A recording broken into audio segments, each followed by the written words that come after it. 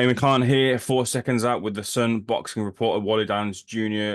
in transit back to the UK, having been in Saudi this week covering the momentous occasion that was the undisputed heavyweight crown being tussled and fought for by Fury and Usyk. And it was Usyk that came out with the victory. I will leave the stage to you first of all, Wally. What did you see there last night? A gaping hole where you should have been, son. And decision makers at Seconds Out need to pull their finger out. Uh, just a completely incredible spectacle, mate. So much stuff in the build up, and it's all very well saying, "Oh, the John Fury stuff on Monday was a bit crass," but it benefited, my newspaper and my website, so I can't complain. Um, Thursday we thought, "Oh, Tyson's all anxious and quiet; he won't do a face off." And then the next day he pushes and shoves, and it's all hype and hyperbole again. But then even the entrances were spectacular, perfectly contrasting, perfectly summing up each man. One, channeling a 16th century Cossack warrior marching to the ring, standing in the corner and not taking his eyes off Fury. Fury coming in, dancing to Bonnie Tyler. His dad wiggling about next to him. But most importantly, when the bell went, it was just perfection, mate. It was utter perfection. Yeah, thought Fury started well. Uppercut was landing a lot. Body shots, although I don't think they ever hurt Usyk. They were scoring blows. They were eye catching. I think one uppercut did sort of, maybe buzz is the wrong term, but I definitely saw Usyk stiffen slightly. But perhaps that was just because he was in perpetual motion the whole time. He was phenomenal, phenomenal. If you ever want to teach a little fella how to beat a big fella, just watch that over and over again. But I asked Fury the same question last night, and I think he didn't answer. He answered, he answered the question, but he didn't really answer what I just. Sorry. I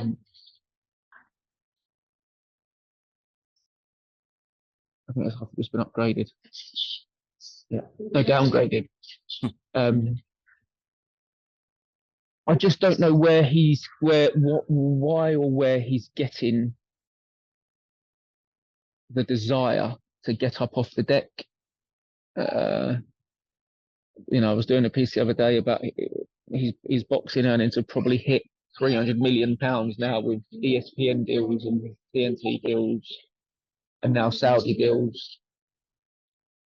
I think he's got his 8th kid on the way. He can do books and Netflix stuff. He did it against Wilder. He proved himself. He proves the biggest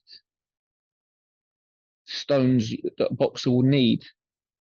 I don't know. In that 9th round, when his senses have left his body, he cannot control himself. You cannot know where he is. Just stay down, man. I cannot. I found it incredible, and for all of his faults. To be honest, that is what I took away from that is what sort of the moment of the fight that was so. It's the moment of the fight that I'll just take away and not forget, really. Well, yeah, and I've seen stuff like the referee saved him and he should have been stopped. And yeah, but this is the undisputed heavyweight world championship of the world. So, and he is formed for being able to do stuff. But I'd still, Usyk was brilliant. But for me, for whatever reason, I'm not sure. But that is the sort of seminal moment for me, even in defeat. The couple of times I've watched it back, I don't know where or why. Like, he's not fighting. He hasn't got a nation. England's not under siege. Morecambe is not being occupied at the minute. Usyk has got all this stuff to do it for, and I'd felt all week he wouldn't lose. I thought we might have a draw. I just didn't feel. I thought if Usyk was behind in the 12th round, he'd do something. just because of the way he talks and the way he's been speaking out here. So for Fury to be able to do that, uh, incredible, really. And all I want is the rematch. But again, something I've written today. I love Anthony Joshua. Filip Hrgovic has been a long waiting mandatory, but none of these men, they're not at their level. Them two are just set apart. And I'd watch them fight every day of the week, mate. To be honest. For me, it seemed like Fury was able to gain a little bit of control in the middle rounds, and then it all kind of unraveled after an Yeah. attack from Usyk. Fury was bothered by the mouse under the eye, and it just Fury was bothered by the mouse under the eye, and then Usyk was able to just up the gears and really had Fury in trouble. What happened there? What did you see? Why was Usyk able to just change it at that point? I think it was just the left hand that he landed, wasn't it? In Yeah. left hand in the ninth. Mm. Uh, yeah, yeah. I thought maybe, yeah, first maybe, yeah. Without sort of going through it really specifically, you could almost give Usyk the first six, Fury the second six, but then you've got the knockdown. You've got the knock. Sorry, Fury the first six, Usyk the second six, but then you've got the knockdown, and that decides the fight essentially, doesn't it? Um, Speaking to some of the other lads, some thought Fury nicked the opener. That's what Usyk did, but I just think that left hand was what done it. I think he tagged in with one just before the one that really wiped him out and had him all over the gap. But um, yeah, before that, I thought uh, Fury had, I think Fury had gotten slightly complacent Mm. just before maybe 6 and 7.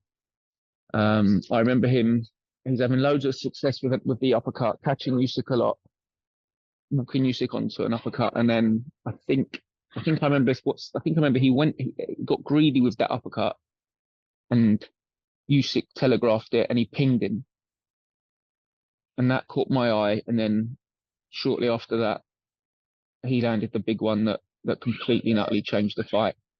And Fury would never ever. Well, I mean, he did recover, mate. Again, that's what's mental. He come out for the 10th round looking all right, and not there wasn't a lot of action in the 12th. But I had a couple of the boys at ringside thought that Fury had the 12th. Fury even said to us afterwards he thought he won the last round. But again, Usyk was probably thinking, "Oh, I'm cruising with this." It's one thing that stood out to me in the press conference afterwards, and I don't know if he's talking about Sugar Hill or he's Yeah. talking about his dad, but Fury took the opportunity to twice say, Yeah. if his corner had have told him that in their opinion he was behind for the last round, he would have gone out and done something about it. We saw, he ripped up his Ben Davison relationship after underperforming against Otto Wallin. I don't know if he's talking about his dad or if he's talking about Sugar or if he's talking about both. Um, but he decided to make the point on 2 separate occasions in a relatively short press conference that if his corner had have told him that they felt he was behind, he would have done something about it. So, yeah, I wouldn't be too surprised to see some fallout from that, whether that's John, not being in the corner again, or whether maybe Sugar Hill isn't in the corner again. Because yeah, Tyson, he took the defeat really well, no moaning, but he seemed unhappy with how his corner handled the last, maybe 1 or 2 rounds. Do you think that rematch will be taken? There was obviously hesitancy to be drawn into confirming anything, and that's natural off of the back of Yeah, yeah. the fight and what took place there to want to throw themselves into the rematch straight away. But you know, looking at the ninth round, it was very conclusive as to what was happening there, and for a lot of people as well too, they felt it was maybe a wider points decision for Usyk. Do you feel that Frank Mm. Warren and Fury will want to take the rematch with talk of a Joshua taking place, a fight between those two taking place. Do you think that's the likely next step? And who would you favor in a potential rematch? uh, it was surprising to see and hear Tyson and Frank sort of come in and quite honestly make it clear that that the rematch isn't definitely next. Hmm. I heard that I think they both said that we've got options. We've got to go away. Tyson's going to have a chat with his missus. Uh, Listen, if Turkey Al Sheikh and Tyson and AJ can sit around and say, let's do that fight next, or let AJ have his September one, and then let's do that fight. For in the few fights I've been around Usyk, all he has ever cared about is being the undisputed heavyweight world champion. And I don't know him very well, but I would imagine if they said to him tomorrow there's no rematch, I'd imagine he retires and just vanishes, and we'll probably never see him again. In Kaiser Soze, ain't he, that man? Um, I don't imagine him, but Fury before this all excited about 10 fights in 5 years and getting paid and getting laid. Um, Whereas Usyk, yeah, listen, there will be a deal to be done, I'm sure, where if they sit around, Fury says, I don't think I really need another 12 rounds of that relentless southpaw in non-stop movement, punching my head in. And Usyk might say, yeah, no worries, mate. I'm done. I don't need it.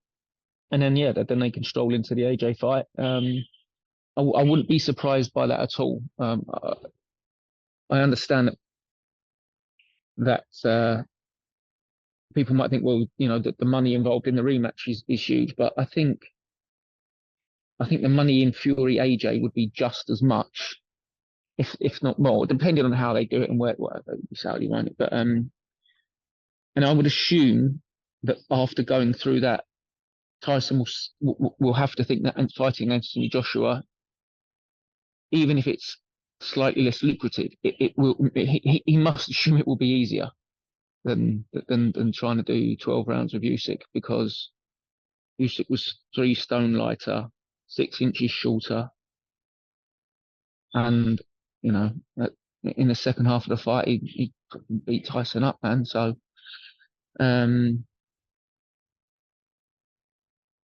if I'm Tyson, listen, Tyson said all along, I don't care about belts, I don't care about legacy, I care about money, and that's fine, and his value. So um, yeah, if Tyson sits around next week and he has an offer of £100 million to rematch Usyk for 3 world titles because the IBF is likely to be taken away, or he can have a rest and perhaps fight Anthony Joshua in the first quarter of 2025. Maybe have a little warm up. I don't know. I don't know whether, but if I'm Tyson Fury and the AJ deal is 75 million instead of 100 million for Usyk, I think I would jump into the AJ fight, because one defeat to Usyk, an incredible performance of an incredible fight, is not a stain on anyone's record. But I think back-to-back losses to Usyk, and suddenly, Fury falls down the pecking order of this era, which he always talked about being the best man of his era. Hmm. So yeah, I'm sure all those things are on the table, and yeah, if I was Fury, I would. Yeah, if the money is the same, if there's no difference in, or if it's a bit less, I would go and fight AJ, because I think the fighting Oleksandr Usyk is the hardest thing for anyone on the planet to do. Lastly, I just want to close out with this. It was 2 a.m. in the morning, and then Usyk's doing his post-fight press conference, and I hear your voice, and you asked a question regarding him and his relationship with his now past father. It was a stirring response from Oleksandr Usyk as well. One I've watched multiple times as well too, and you can really feel the emotion coming from Usyk both visibly and feeling it itself outside of just seeing it with your eyes. Do you get the sense that this this heavyweight boxing mission, I guess, that Usyk has been on has kind of helped him deal with the passing of his father? Yeah, when someone like being a journalist, I say journalist, fucking a boxing reporter. I'm not comparing Usyk to Nathan Heaney, but when you get like a wonderful emotive story like that, sometimes people can just always go back to it and sort of not take advantage of it, but Mm. I adore the Nathan Heaney story, and sometimes I felt a bit sorry for him because as he's got bigger, people just keep going, oh, tell us the story about your dad, and it's wonderful that he goes and tells that story because it is an incredible story. And I almost felt that with Usyk a little bit this week because I, I I was aware of the story from after the Olympics. And then we talked to him a little bit about Bellew. Same with Chisora. We had some great time with him in a bubble around Chisora. So it's something that we knew, but obviously as these fights get bigger and bigger, yeah, you have to sort of retell those stories. Steve Bunce had the really good interview where he talks about his dad. So even when we did a national paper roundtable with him on Monday of fight week, nobody brought his dad up simply because he'd addressed it enough. And I think sometimes it can just be lazy is the wrong term, but and it's not exploitative. But I don't know. You can go to that well too many times, but yeah, it was something that I picked up on that he had said in that it was again to Steve Bunce, I think, for TNT, where he said sometimes my dad comes to me before big fights. So I was interested to know if the biggest fight of all, did he come to him? And yeah, honestly, the response fucking yeah, it's mental, mate, mental, really good. Wally, it was a incredible occasion. Good to speak to you on the undisputed heavyweight clash. Have a safe flight back. I appreciate you doing this as well in the airport. Thanks for speaking to Seconds Out, sir. Pleasure, son. I'll see you soon. See you soon.